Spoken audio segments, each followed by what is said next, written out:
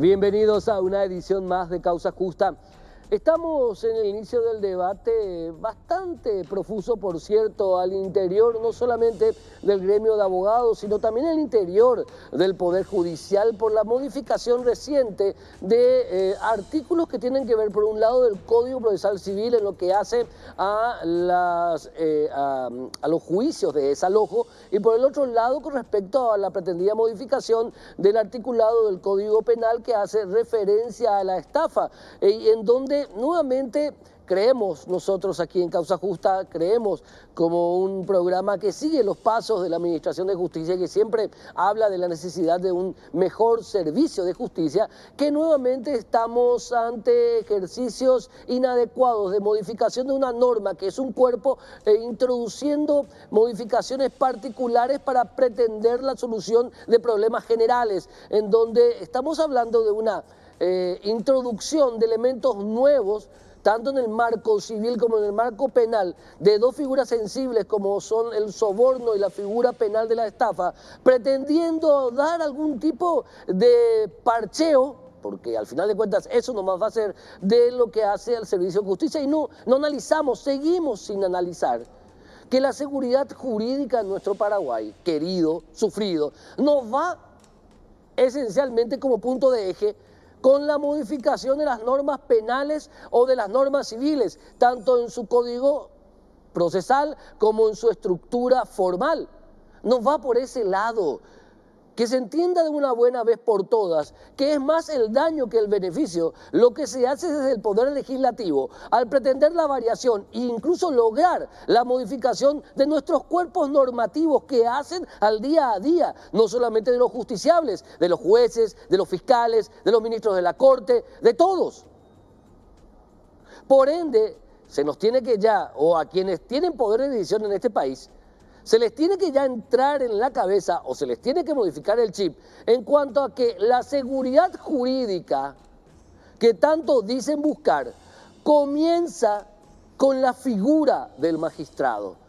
Comienza y reside en la figura del magistrado, en la figura del juez de manera particular, en cuanto a su estabilidad laboral, en cuanto a su independencia, en cuanto a sus prerrogativas, en cuanto a al caudal de trabajo que pueda llegar a tener, en cuanto a la gestión efectiva y eficiente de su despacho, en cuanto a la rapidez, en cuanto a la honorabilidad, en cuanto a la eficiencia, en cuanto a la honestidad. Por ahí debe comenzar el debate, si es que realmente en Paraguay queremos que alguna vez exista la seguridad jurídica. Mientras tanto, con estas modificaciones que se hacen, la cuestión esta de la figura de la estafa, que ahora lo pretenden convertir en un crimen, puntualmente, en cuanto a cierto tipo de variables, y con relación a los juicios de desalojo, que lo que están haciendo realmente no es apoyar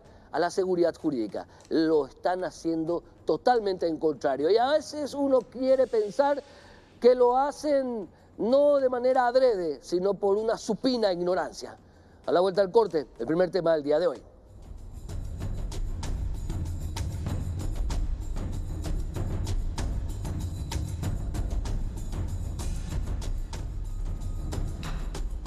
Y en el derecho a réplica nos acompaña el día de hoy el distinguido abogado colega Eduardo Roig, quien nos recuerda a Eduardo Roig, uno de los principales agentes fiscales que tuvo el país, pero que renunció a principios de año al cargo y hoy está haciendo tribunales, ¿verdad? Y que está muy bien eso. Pero más allá de la figura de Eduardo Roig, que me llama a debatir sobre la necesidad de modificar la situación que tiene que ver con cierto tipo de fiscales que están en casos o en zonas muy particulares, que alguna vez vamos a hablar de ese tema, la necesidad de la protección de los magistrados. Pero vamos a lo que vino el doctor Eduardo Roig. El doctor Eduardo Roig representa a las personas que fueron citadas en el anterior programa por el doctor Guillermo Duarte Cacabelos, quien había traído en la mesa de Causa Justa una denuncia sobre presuntas irregularidades en un proceso aduanero que derivaron en una investigación penal que, según denunciaba el doctor Guillermo Duarte Cacabelos, tenía varios visos. Esto decía el doctor Guillermo Duarte Cacabelos en el programa anterior. con la aduana, la capital me está haciendo problemas porque hay un despacho de importador casual que se hizo a mi nombre, un despacho que yo no mandé traer, se hizo a mi nombre y se falsificó mi firma en la aduana de la capital. Entonces ahora en este momento me encuentro con problemas, ¿verdad? Me están creando problemas en la aduana de la capital. Según lo que yo hablé con el despachante que realizó el despacho, Víctor Telles, él me habló de que fue Antonella Galli. Él se encontró con ella en el local de la aduana y le advirtió, verá, no sos vos la que tenés que firmar, tiene que firmar María Eugenia Acosta. A nombre de ella está el despacho. Entonces, como Antonella Galli se fue como para firmar, dice que él no le acompañó al segundo piso y se fue sola, él se retiró y se fue sola. Antonella Galli subió al segundo piso. También hablé con el agente de carga, ¿verdad? Porque este flete de importación se realizó a nombre de la firma, se facturó a nombre de la firma Biotécnica SRL. Que es una empresa fundada por vos, que es de Sí, su propiedad. Sí, es una empresa que yo soy una de las socios, ¿verdad? Sí. Una cantidad de indicios que nos llevan a concluir que fue Antonella. Tenemos en primer lugar la declaración del despachante que hizo este despacho. Le preguntamos quién le pidió que haga y quién le dio los papeles. Él refiere que fue Antonella. Tenemos la persona que es de la logística, que dice que fue Antonella. Tenemos el cheque de biotécnica pagado, firmado por quién, por Antonella. Entonces, tenemos que dice, tiene 4 patas, dice miau, y para Fátima Capurro es una vaca. No puede ser que se perjudica a una persona, se falsifica una firma, no es cualquiera, es una firma, se le falsificó a la aduana, a la capital. Esto se tiene que investigar bien y se tiene que determinar los responsables, ¿verdad? No se puede, y si nosotros no tenemos una instancia en la fiscalía que pueda defendernos, bueno, yo creo que el país entero se perjudica. Bueno, la que hablaba era la empresaria María Eugenia Acosta Vallejos y el doctor Guillermo Duarte Cacabelos. Ambos mencionaron tanto a un abogado como a una empresaria también, y el doctor Eduardo Roig los representa los mismos, y obviamente en el derecho a réplica, que todos están asistidos por esa figura en nuestro programa y en el país, obviamente. En el derecho a réplica, ¿qué se puede decir, doctor Eduardo Roig? Buenas noches, antes que nada, y sobre estas acusaciones vertidas. Buenas noches, Héctor. Buenas noches también a la teleaudiencia. Bueno, en primer lugar, lo que hay que rescatar es el contexto en el cual se dieron los hechos. Porque se debe señalar que esto habría partido a partir de un conflicto familiar, y el contexto en el año 2020 era un contexto de familiar bueno. Eso no quiere decir que dentro de ese contexto no se hayan realizado, no se puedan realizar hechos penalmente relevantes, pero este no es el caso. En primer lugar, si nos remitimos a los hechos en sí, según el acta de imputación se refiere que se dieron el 17 de diciembre del 2020 a través de gestiones que supuestamente habría realizado Antonella Galli, hija de la señora María Eugenia Acosta, ante la Dirección Nacional de Aduanas para formalizar una titularidad de importación ocasional, de ser titular o inscribirse como importadora ocasional por parte de la señora María Eugenia Acosta. Sí. Bueno, se dio la participación de varios fiscales acá, eso también es muy importante mencionar, no es la única fiscal interviniente la doctora Fátima Capurro, que de entrada decimos que obró correctamente, y en la sucesión de fiscales, evidentemente, también se truncaron muchas diligencias que se podían obtener de manera rápida para formalizar, básicamente, para constatar los hechos. Sí. Finalmente, luego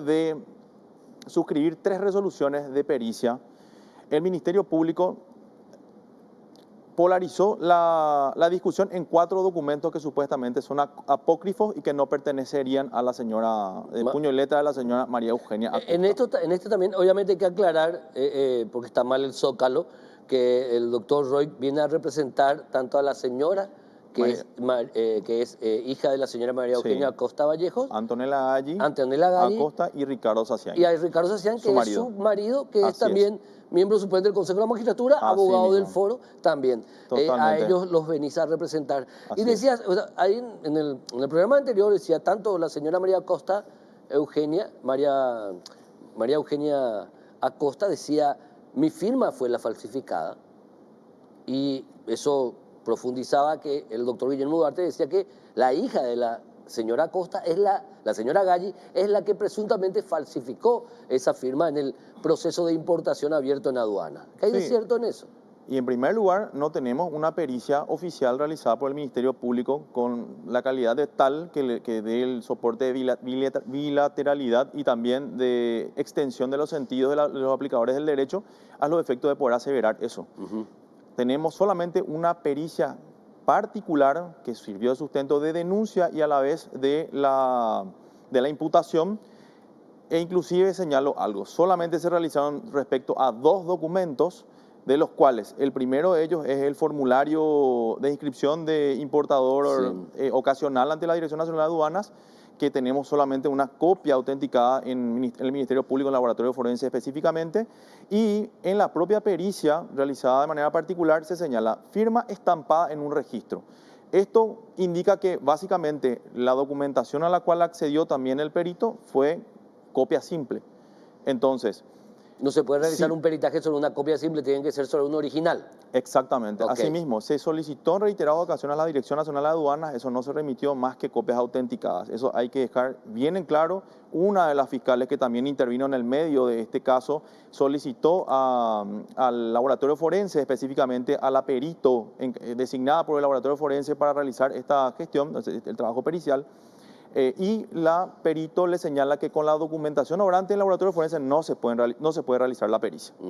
O sea, eso es categórico. Con toda esta documentación y otras más, que voy a omitir señalar porque son cuestiones un poco técnicas y un poco largo de describir, es que la fiscal Fátima Capurro toma la decisión de acortar el plazo o abreviar el plazo de investigación, que ya está con prórroga extraordinaria, es decir, pasaron los 6 meses de investigación de la etapa preparatoria, se solicitó una prórroga extraordinaria hasta el 25 de noviembre que otorgó el Tribunal de Apelaciones, Sí. y cuando accedió a la carpeta fiscal, la fiscal de referencia solicitó lo que corresponde. Sobreseimiento definitivo por no poder constatar los hechos. ¿Qué significa eso? No se puede realizar una pericia caligráfica o una pericia documentológica sobre documentos que no son originales. ¿Y por qué no se mandó traer esos documentos, doctor, entonces? Y eso tiene que ver un poco con la sucesión de fiscales que intervinieron, ¿verdad? Okay. Que con mucho respeto, desde nuestra parte siempre obramos de esa manera, de acuerdo a los criterios que tenían, pero se estaba alargando mucho ya a lo que debería haber finalizado anteriormente. Y tenemos que rescatar que el artículo 130, que es el de abreviación de plazo de investigación, le corresponde al Ministerio Público como titular de la acción penal. Entonces, en uso de ese artículo, de esa disposición jurídica, es que la fiscal firmó y presentó un sobreseimiento definitivo, ratificó nuevamente después, y bueno, estamos en estas condiciones. El 25 de noviembre, si es que llega a esa fecha o si se llega a extender, no va a variar la posición jurídica del Ministerio Público porque no tenemos pericia objetiva que demuestre otra cosa. Pero no hay tiempo de hacer la pericia, de que vengan esos documentos originales. Es que nosotros mismos, como defensa, bregamos para que también se pueda acceder a esos documentos que no fueron ¿Y quién tiene esos obtenidos. documentos? Y la Dirección Nacional de Aduanas entendemos que debería tener. ¿Y por qué no la Dirección Nacional de Aduana, por qué no las entrega? No sabría decir, pero sí obra en la carpeta fiscal varios oficios remitidos a Ustedes pidieron Sí, nosotros que pedimos. Específicamente el último pedido que hicimos fue el del contrato de alquiler. Nosotros pedimos a la Fiscalía, al Ministerio Público, se solicitó y hay constancias de que no se cuenta. Como dije también recientemente, la propia perito asignada del Ministerio Público, que tiene carácter objetivo en su actuación, señala que no se puede realizar la pericia en estas condiciones. Entiendo perfecto, pero queda como, o sea, es como si fuera que el documento no existiese y estemos hablando, yo estoy hablando desde afuera obviamente, Sí. ¿verdad? Porque esto también tiene que ver con una institución como la aduana. O sea, más allá del caso en particular, nosotros trajimos a colación este caso porque si bien hay una cuestión particular, hay un plano general que debe ser tomado en cuenta que tiene que ver con respecto a la seguridad aduanera.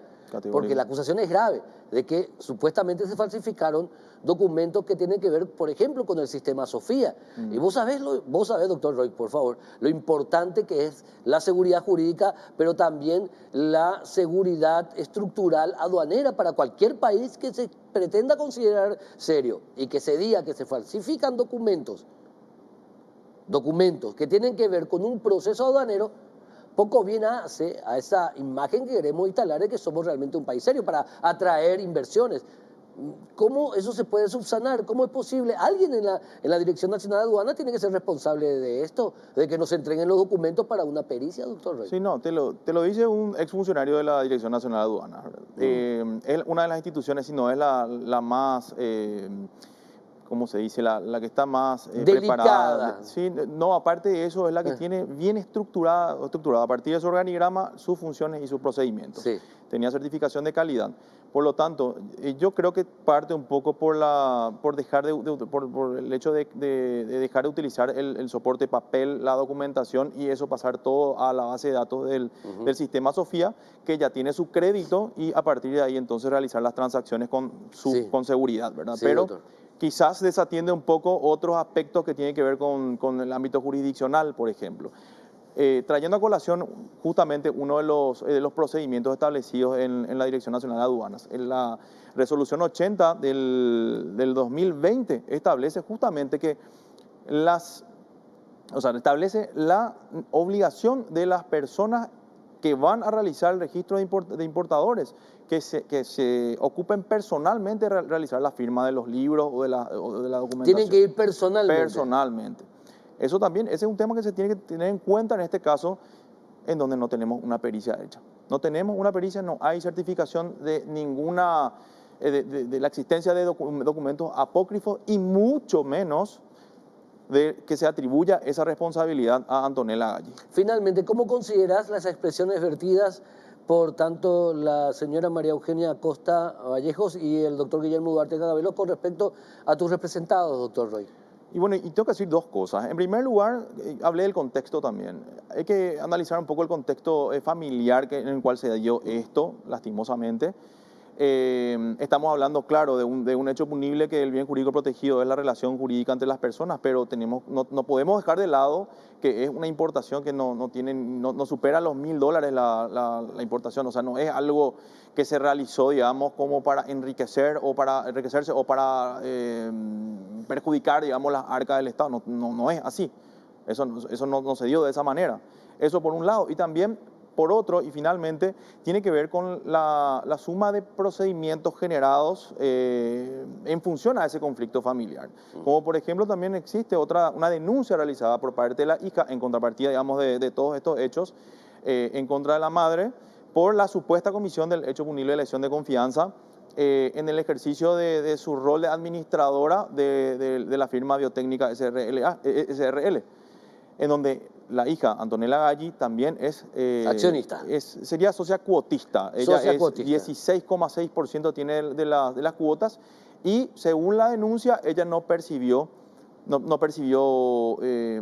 sus emolumentos o lo que le correspondía, digamos, en función a esas cuotas a partir de hace un año aproximadamente. Okay.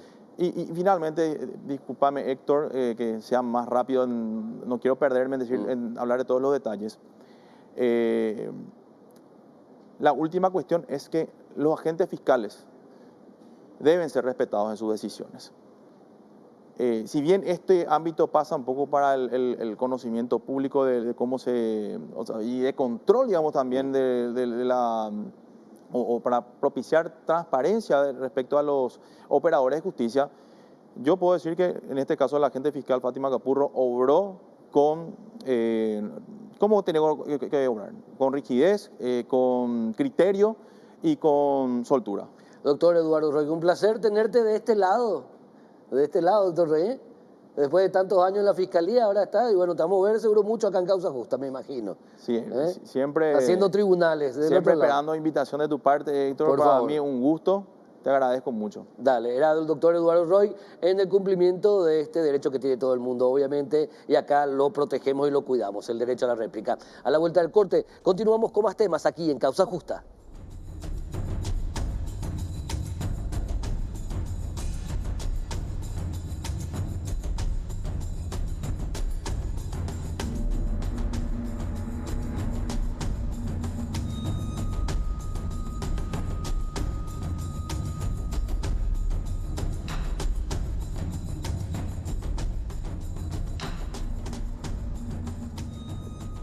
Y se están dando los hechos políticos, jurisdiccionales, en toda una especie de mezcla interesante de eventos. Vamos a hablar con el senador Pedro Santa Cruz y si es posible por Zoom con el doctor Gustavo Miranda, con relación a este planteamiento que hizo justamente el senador Pedro Santa Cruz, que se modifiquen los reglamentos que tienen que ver con la selección del nuevo o de la nueva titular de la Fiscalía General del Estado, que hasta marzo tiene mandato la doctora Sandra Quiñones, y también lo que hace al proceso de reemplazo de hoy por hoy el decano de la Corte Suprema de Justicia, el doctor Antonio Fretes, que también en marzo tendrá que salir, pero no por fenecimiento de mandato, sino por jubilación. Senador Pedro Santa Cruz, bienvenido. Sí, ¿qué tal? Realmente un gusto estar en tu programa. Mi saludo especial a la audiencia también, ¿verdad? Si no era el momento político que es, el planteamiento que si hubieras realizado este planteamiento en otro momento y no este, que es un momento político así bien caliente, el tema hubiera pasado desapercibido, hasta incluso se hubiera aceptado. Pero esta tu propuesta, de que parece que tus compañeros del Consejo aceptaron, de adelantar el partido para la Fiscalía General del Estado y para la Corte Suprema de Justicia, está generando un temblorcito interesante, senador. Sí, mira, sobre todas las cosas planteé fecha 12 de septiembre, presenté una nota solicitando ya el tratamiento de la terna para la Fiscalía General del Estado, con un proyecto de reglamento que va a ser estudiado el próximo martes por el Pleno del Consejo, ¿verdad? Esto lo hice teniendo en cuenta varios factores. Sí, senador. ¿Verdad? En primer lugar, viendo lo que pasó con los 3 fiscales anteriores. Los 3 fiscales generales anteriores. Tanto Candy Amarilla, sí, como Javier Díaz de Verón y también la fiscal Sandra Quiñones, que todo el proceso se extendió más de un año. Estos fiscales anteriores, tanto Díaz de Verón como Candy Amarilla, tuvieron un año más de mandato de lo que dice la Constitución Nacional. En lo que hace a la reconducción tácita. Reconducción tácita. Sí. ¿Verdad? El proceso, por ejemplo, de Díaz Verón para Sandra Quiñones comenzó el llamado, un edicto en febrero del 2017. Se conformó la terna en agosto del mismo año. Y Sandra Quiñones fue designada fiscal general del Estado en marzo del 2018. Sí. El proceso duró un año, un mes. Esto, repito, sucedió con Candy Amarilla y sucedió con Javier Díaz de Verón. Creo que es importante, siempre estamos en un momento político de internas, de elecciones nacionales, en la designación de la terna o la designación de la fiscal general del Estado, y creo que esto siempre incide. Incide en general en la designación de la fiscal. Pero no incide positivamente, ¿eh?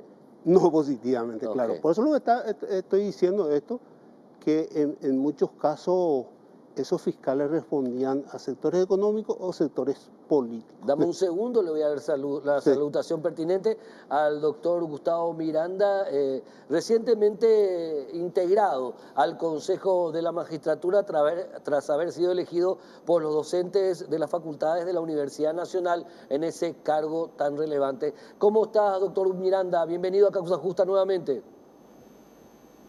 Muchísimas gracias, Héctor, un placer saludarte y por supuesto a quienes te están acompañando ahí en el set y a la amable teleaudiencia. Bueno, acá está con nosotros el senador Pedro Santa Cruz, acá en estudios, pero doctor Gustavo Miranda, ¿llegaste a darle algún tipo de lectura o tenés alguna opinión con relación a lo que plantea el senador Pedro Santa Cruz en esta modificación del reglamento que la van a debatir este próximo martes?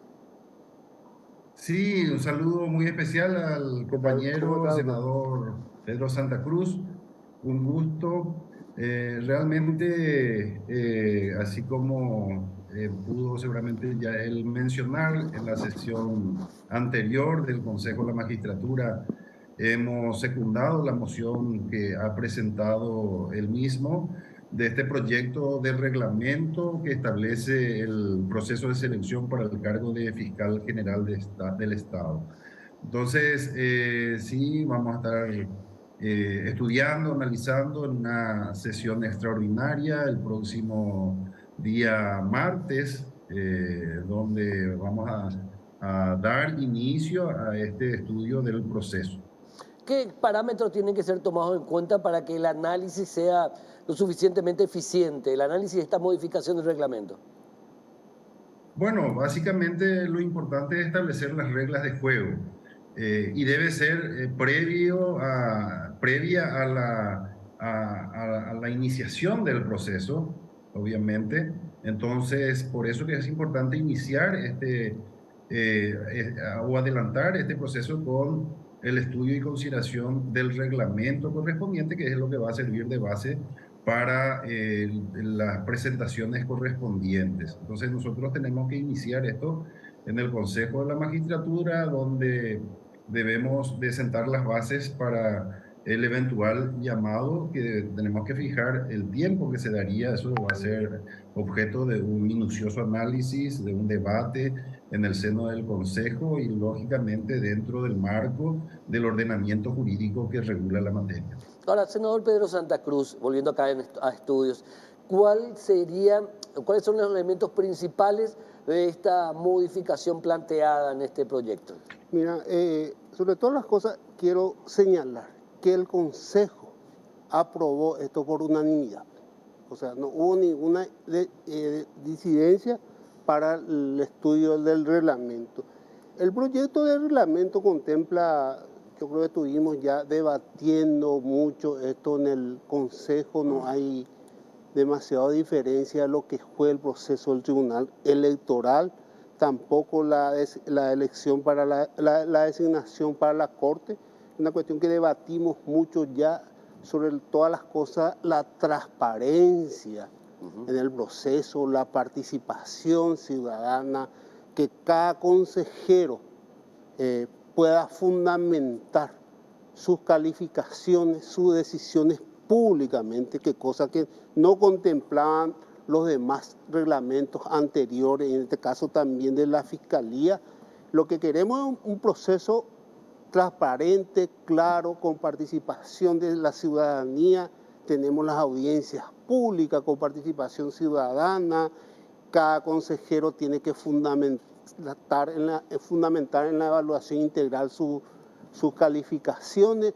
Creo que no tengo ninguna duda que en el Consejo está la decisión de que hacer esto sea transparente. ¿La modificación del reglamento incluye fechas? En general, el proceso, esto dura 3 meses. 3 meses de durar. Aproximadamente. ¿Cuál es el planteamiento? ¿Que comience cuándo? Inmediatamente.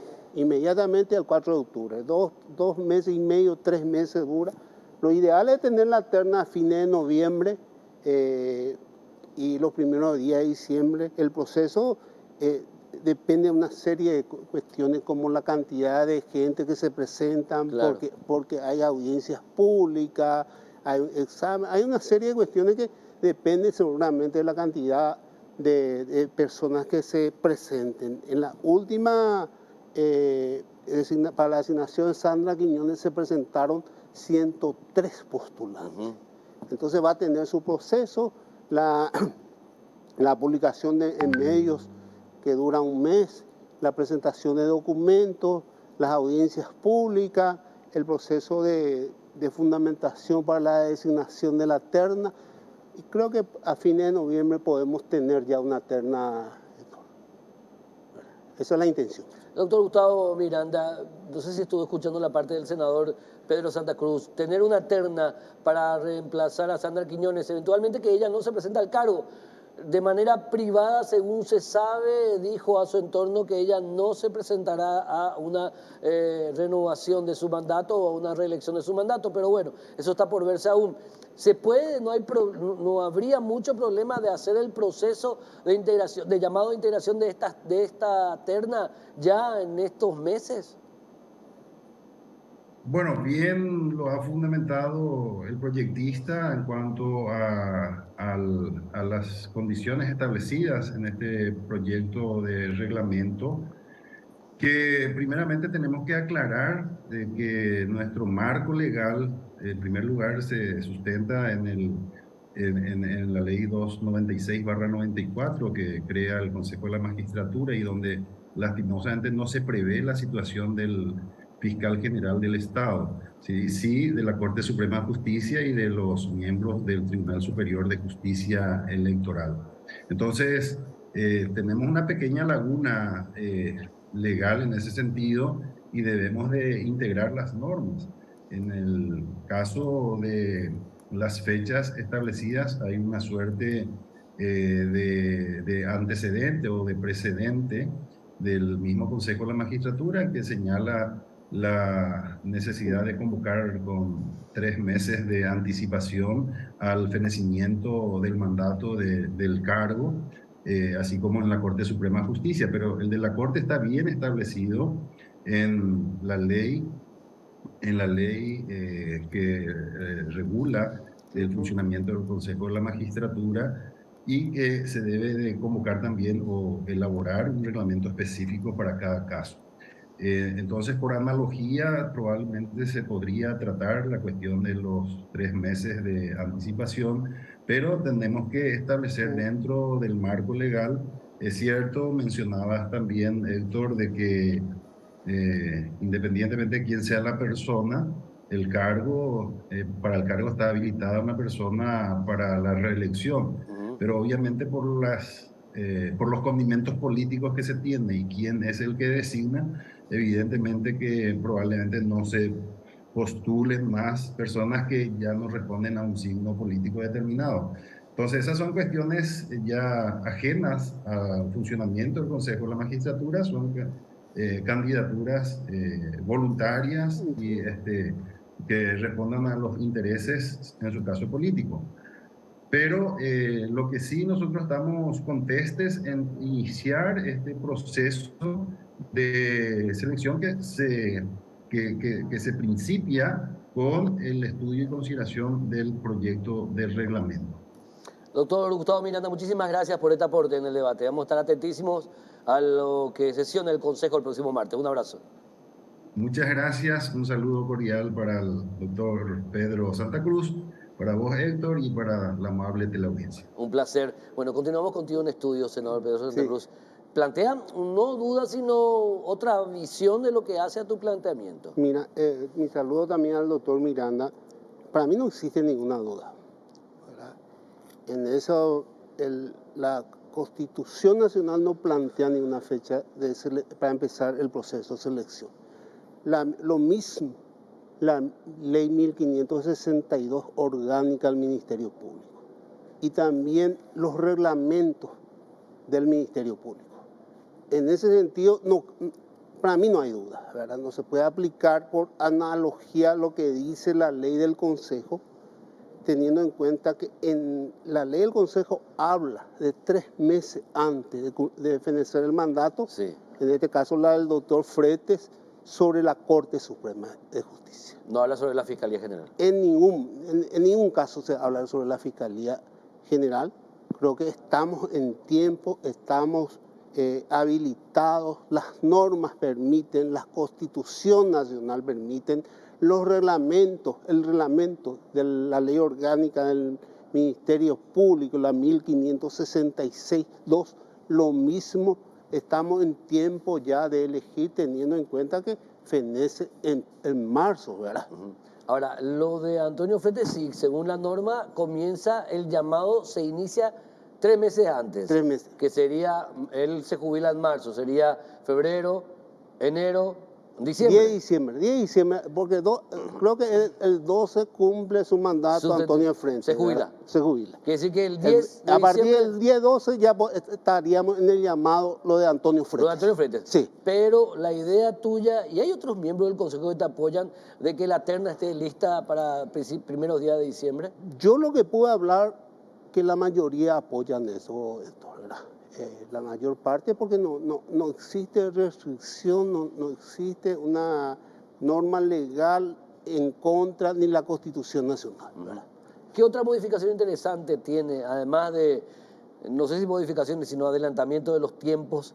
¿Qué otra, en cuanto al abordaje subjetivo del consejero sobre el postulante, que siempre se ha tomado en cuenta cómo se puede medir el abordaje subjetivo de algo? Porque el puntaje es algo objetivo y la opinión es algo subjetiva. ¿Cómo se encuadra esos dos extremos? ¿Cómo se encuadran? Mira, yo creo que es importante el avance que tuvimos en el Consejo, ¿verdad? Que todo esto sea público y transparente. Cualquier ciudadano puede ir a denunciar a una persona que no ha tenido buen desempeño en sus funciones. ¿Qué ocurrió en lo del Tribunal Electoral? Y creo que lo mismo también nosotros. Ahora, por reglamento, estamos compelidos a fundamentar nuestras calificaciones, lo que voy a decir también las subjetivas. Hay mucha gente que no pueden ser fiscales generales, que tuvieron antecedentes en su vida privada, en una cuestión de ejercicio en el Poder Judicial de sus funciones o en el Poder Ejecutivo, en cualquier institución pública, ¿verdad?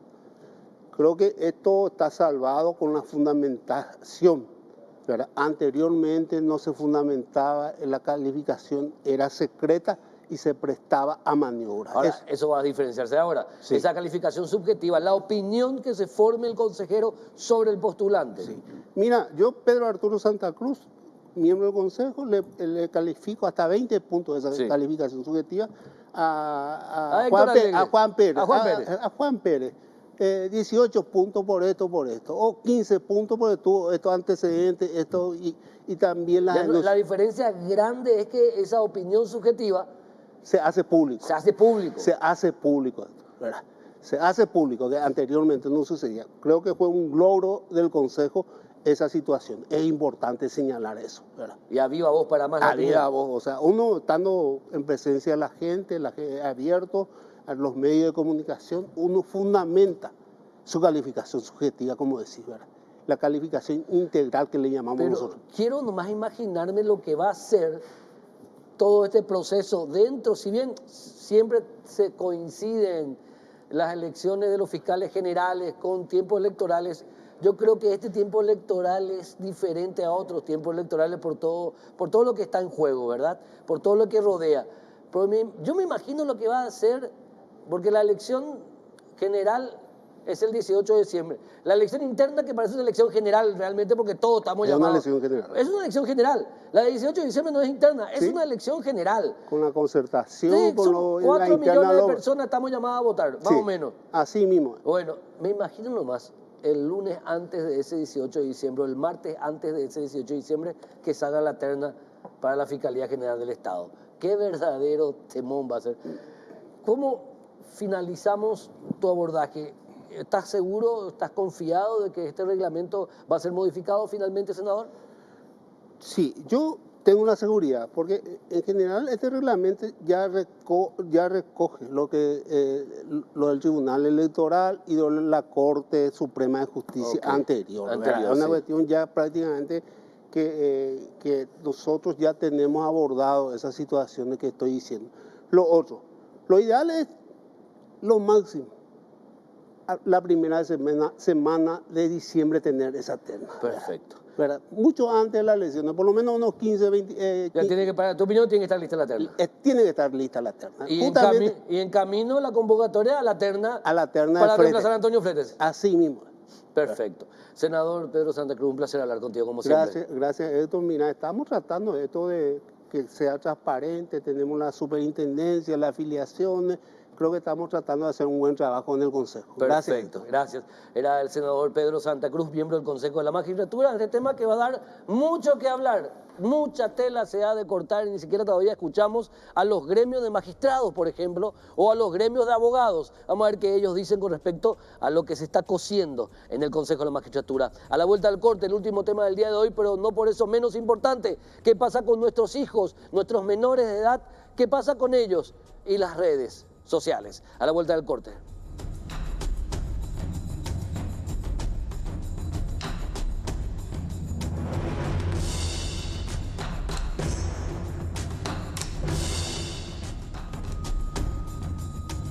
Hace algunos pocos días salió a la luz un caso bastante preocupante de una niña de 10 años que había tragado clavos para ser parte de una especie de desafío que vio en las redes en una de las redes en la cual ella, a pesar de su corta edad, participaba. En este caso nos referimos a la famosísima TikTok, la red social hoy día por definición a nivel mundial. Y esto nos llama a la reflexión con respecto a que lo que los padres elegimos como niñeros o niñeras de nuestros niños, nuestras niñas, de nuestros adolescentes, realmente no son adecuados. Las redes sociales son un mundo bastante delicado que hay que saber entender y también abordar, y principalmente desde el punto de vista del cuidado de nuestros niños. Hoy nos acompaña justamente para hablar más profundamente de ello alguien que sí sabe de ciberseguridad, alguien que es una referencia hoy día en ese llamado de cordura con respecto a las redes sociales. Miguel Ángel Gaspar, ¿cómo estás de Paraguay Ciberseguro? ¿Cómo estás? Bienvenido. Muchas gracias, mi querido amigo, gracias por la invitación. Y acá, tratando de llevar un poco de luz a los padres con el tema de las redes sociales y los peligros en Internet. ¿Qué tenemos? ¿Qué escenario tenemos? Para empezar, en febrero comenzamos los talleres con los chicos y en febrero ya encontramos en los colegios que el acceso a la violencia digital y a la pornografía sucedía a los 11 años. Hoy estamos cerca de octubre y en octubre tenemos que el acceso a esos mismos criterios, violencia digital y pornografía, se da a los 9 años. De febrero hasta ahora la edad bajó en 2 años en colegios públicos y privados. Y cuando encaramos grupos de chicos de entre 6 a 11 años y les preguntamos quiénes tienen herramientas como TikTok, Discord o Instagram, que son los 3 lugares donde ellos más están, entre el 80 y el 90% levanta la mano. Esto es un indicativo de soledad digital, de que los padres no están controlando no solamente dónde están sus hijos, sino el contenido, que es el problema, el contenido al cual ellos tienen acceso. Y hablamos de casos extremos, hablamos en este caso, por ejemplo, dos casos extremos que se dan.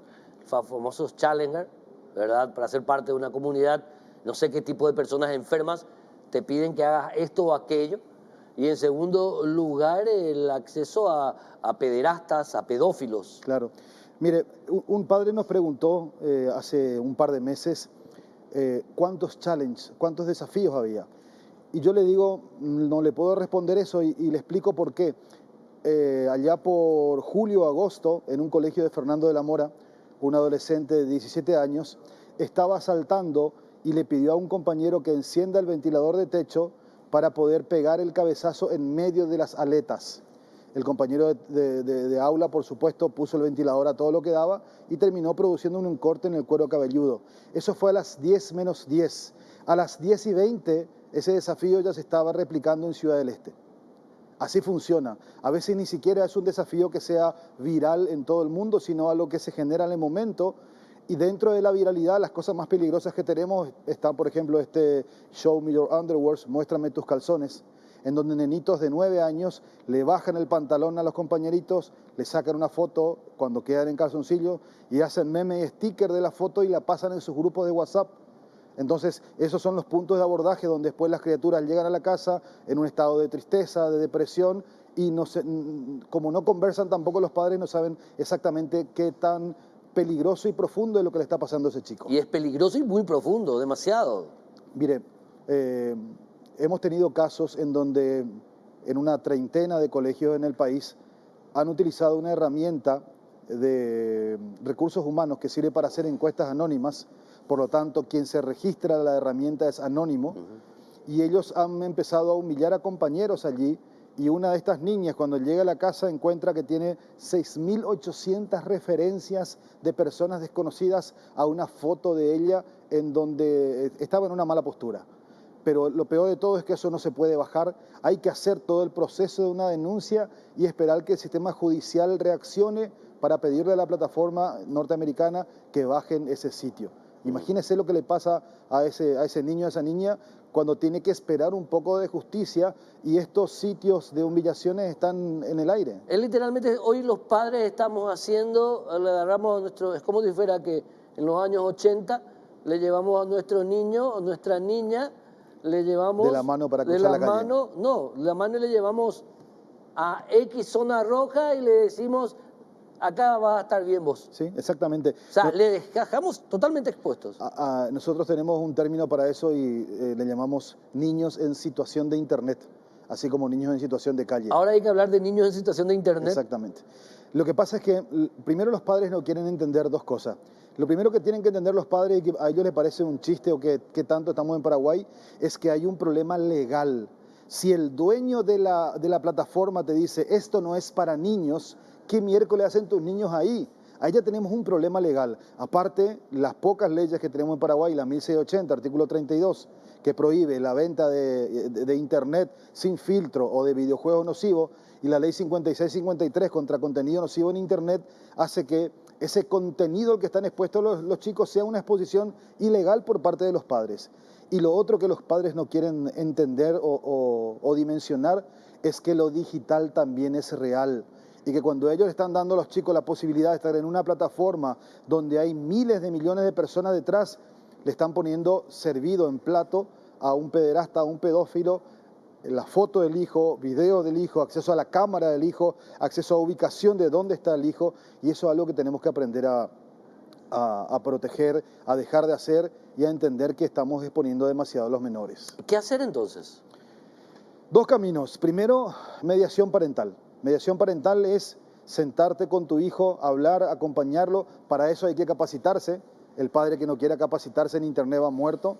Y segundo, controles parentales. Estos son aplicaciones que se instalan en el teléfono de los padres, en el teléfono de los hijos, y permiten que los padres puedan tener un límite sobre el tiempo que usan internet, a dónde, cuáles son los sitios que están usando, los peligros, detectar los peligros que puedan haber y decirle al hijo, no quiero que instale esta aplicación está prohibida, esto sí, esto no. Por eso estamos hablando cuando son adolescentes. Niños. Niños. Niños. Pero estamos hablando de 6, 7, 8 años. Mire, nosotros hemos detectado que hoy en día la edad para el ingreso al uso de pantallas conectadas baja a 4 años en Paraguay. Ah, la gran 7. Entonces hoy a los 4 años ya en el kinder o en las casas los chicos tienen acceso a un teléfono, ya sea porque le dan los padres, los abuelos, la niñera, y en ese teléfono lo primero que hacen es acceso a música, video, jueguitos, porque los calman, como bien dijo usted hoy. Son como chupetes electrónicos. Sí. Hay una psicóloga mexicana que habla del tercer padre, está papá, mamá e internet,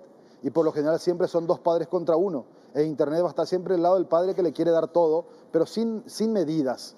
Entonces esas son cosas que tenemos que aprender a dimensionar y sobre todo no darle el celular a los chicos antes de los 6 o 7 años y mucho menos en espacio de 2 o 3 horas como hoy está pasando. Educarles también de lo que hay, de los peligros, que hay gente mala en internet, que no todo lo que sale en internet es verdad, que lo mejor puede ser el conocimiento, pero que esos desafíos donde te podés hacer daño, el que te lo propone no es mal, no es buena persona, al contrario, es una mala persona. O sea, hablar de eso, a eso te referís vos con abordaje parental, con interés parental, ¿verdad?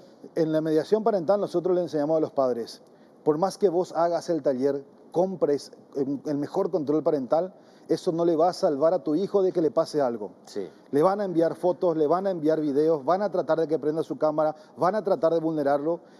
El talento del padre es que cuando acompaña a su hijo y le da estas herramientas, sabe que va a reaccionar de otra manera y no va a terminar ni deprimido, ni suicidándose. Y lo primero que va a hacer es buscar ayuda, porque eso es lo que no tenemos hoy. O sea, va a encontrar un ser querido receptor que no le esté retando, tu culpa luego es porque vos estás 20.000 horas en el internet. Entonces va a encontrar confianza en su progenitor. Y ese es el principal problema, mi querido Héctor, porque Sí. ya el año pasado cuando hicimos esta recorrida con el MEC, notamos que de repente hay psicólogos, psicopedagogos, docentes que no están entrenados en la digitalidad. Una docente nos contaba que una de sus alumnitas le decía, profe, a mí me hablan por el teléfono de noche, y ella que le dijo, no, fue un mal sueño nomás, había sido que era un pedófilo, que consiguió entrar a su teléfono por una aplicación que ella había descargado, hizo un clic y el tipo levantaba un programa de chateo y le hablaba a la noche, hasta que la madre se dio cuenta y tomó las cartas en el asunto, hicieron la denuncia, pero ese tipo de cosas hay que creerles a los Eran chicos. 7. Claro,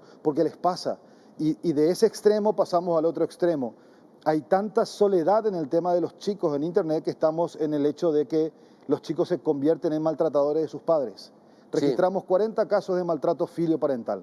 ¿Por qué? Porque le sacaron el teléfono, le prohibieron usar el juego, no le cargaron internet y terminaron reaccionando contra sus padres, abuelos o quien los está criando.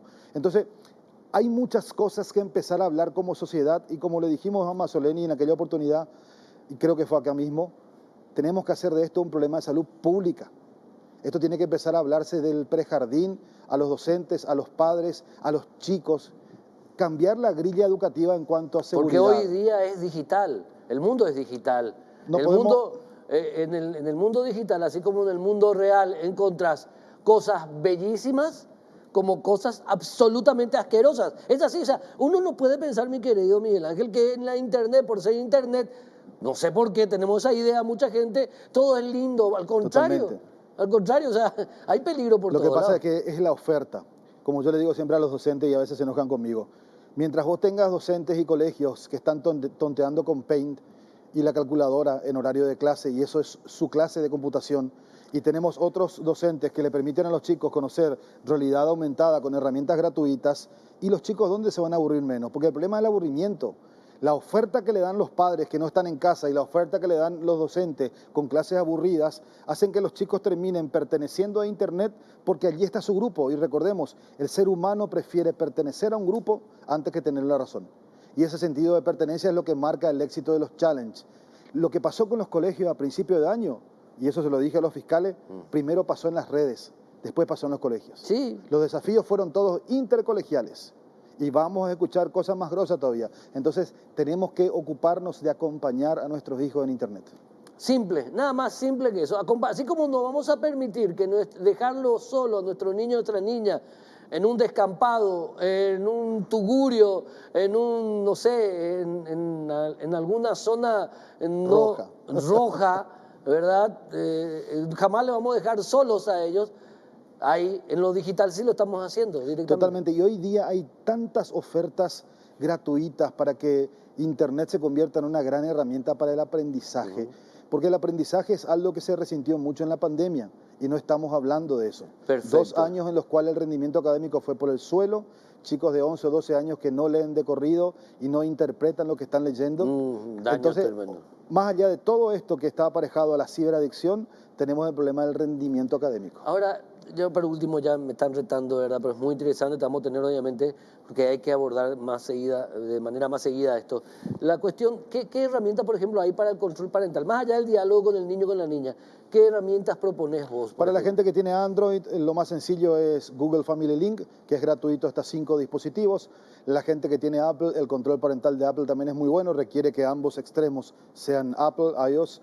Y después herramientas de terceros como ESET o Custodio, que son sencillos, intuitivos, pero pueden empezar por el Family Link, que es lo que más tiene la gente, Android. Para eso requieren el celular de los padres, el celular de los chicos, sentarse a configurarlos y cualquier cosa nos llaman, estamos para ayudarles. Perfecto. ¿Dónde te ubican, Miguel Ángel? 81-57-31-57 o en Ciberpadres en Twitter o en nuestros canales de Telegram, Paraguay Ciberseguro, Ciberpadres Paraguay. Miguel Ángel Gaspar, como siempre, un verdadero placer hablar contigo, para que no digan después que no les avisamos cuando salga en un Challenger alguien que tenga que ir a meter bala en un colegio o en una escuela. O tirarse de un edificio. Cuando el Challenger estemos viendo gente tirándose del edificio, ese es un Challenger. Es muy extremo lo que estoy diciendo, pero creo que acá por lo menos podemos decir que le hemos advertido. Nos vemos en la próxima edición del programa. Chao.